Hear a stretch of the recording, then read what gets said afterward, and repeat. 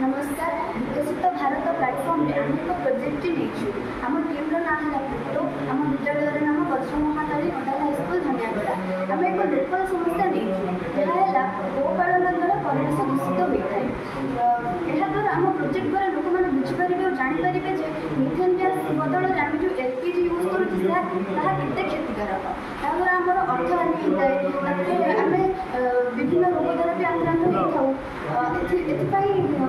दुर्घटनार आशंका रही है। आम आखपाखे गोरुर जो मल थाए किंतु ये प्रोजेक्ट आम जाना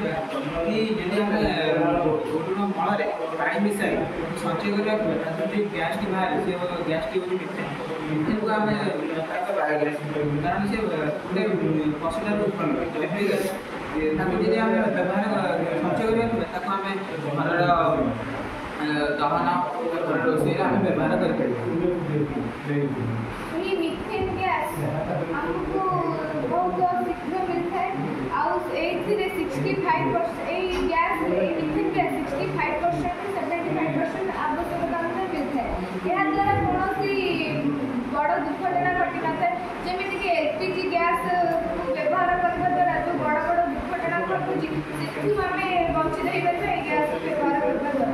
एलपीजी गैस मिथेन गैस आम तार मूल्य अधिक होता है